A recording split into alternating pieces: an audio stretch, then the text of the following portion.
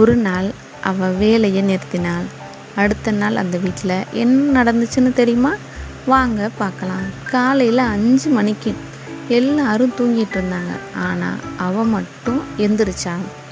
கண் முழுக்க தூக்கம் இருந்தாலும் அவளுக்கு ஓய்வே கிடையாது. இந்த வீட்டோட முதல் சத்தம் அவள் தான்.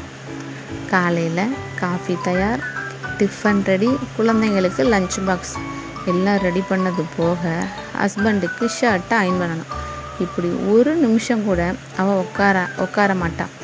காஃபி ஸ்ட்ராங்காக இல்லையே அப்படின்னு அவங்க ஹஸ்பண்ட் கேட்டால் கூட அதுக்கு அவள் சிரிச்சுக்கிட்டே இன்னொரு காஃபி போடுவா. மதியம் அவள் தனியாக சாப்பிடுவா. வீடே அமைதியாக இருக்கும். யாருமே கேட்க மாட்டாங்க, நீ சாப்பிட்டியா அப்படின்னு. மாலையில் குழந்தைங்க டியூஷன், கணவர் டிவி, அவள் கிச்சன்.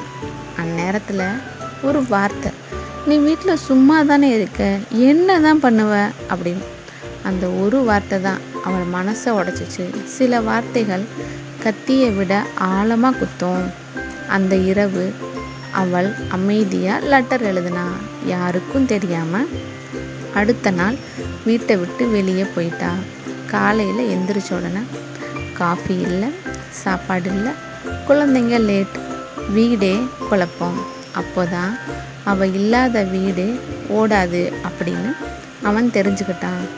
அப்போ தான் டேபிளில் ஒரு லெட்டர் இருக்கு, அதை எடுத்து அவன் படித்தான்.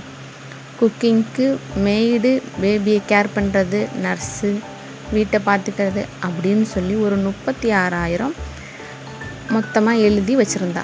கீழே ஒரு வரி எழுதியிருந்தா, நான் ஃப்ரீயாக செய்கிற வேலையின் வேல்யூ இதுதான் அப்படின்னு. நான் இல்லைன்னா இந்த வீடே ஓடாது அப்படின்னு அவள் எழுதியிருந்தா. அந்த நாள் தான் அவனுக்கு புரிஞ்சுது, அவள் இல்லாத வீடே இல்லை அப்படின்னு. சம்பளம் இல்லாத வேலைன்னா அது வேலை இல்லைன்னு அர்த்தமே கிடையாது.